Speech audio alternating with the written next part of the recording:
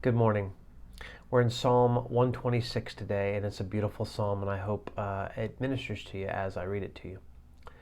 When the Lord restored the fortunes of Zion, we were like those who dreamed.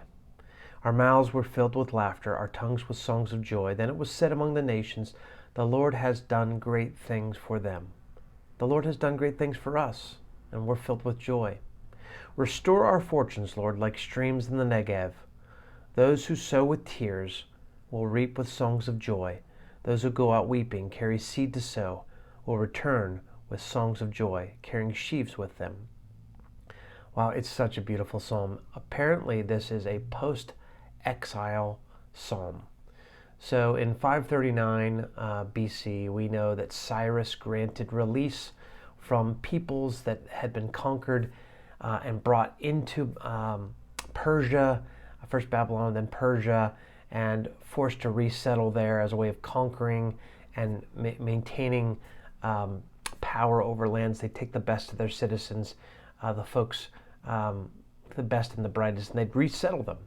And in 539, he releases them to go back to their lands, and Israel is amongst those who are released. And the picture here is of people coming back into the land, wonderstruck at something they only dreamed about. Is it possible that we'll ever see the land of Israel again? Will we ever be home? Will we ever be back in our land, back where we belong, where we have our identity, where we can worship, where we can be ourselves, right?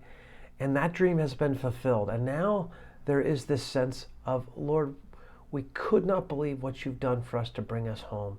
Now, Lord, restore our fortunes. Let us live again in a land of plenty. Let us sow and reap and remember what you've done for us. These songs of joy, carrying in the harvest with us.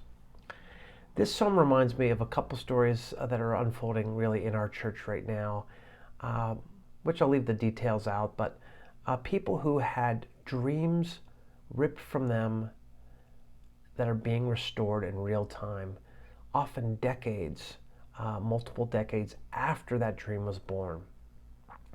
And the bewilderment at what God had done and the direct knowledge that only God could have done that miracle. I guess it makes me want to ask all of you, is there a time when a dream was stolen from you, was destroyed, ripped in two, dismantled, and you gave it up? And then miraculously, in a different way, God gave it back to you. And you were incredulous.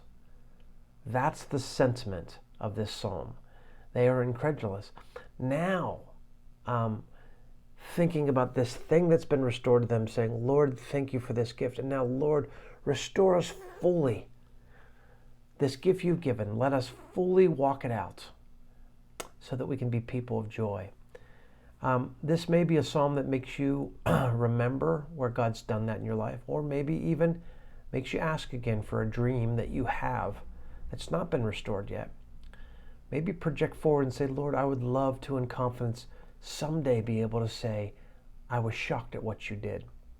Perhaps this is a day of both thanksgiving for some and the intercession for the rest of us.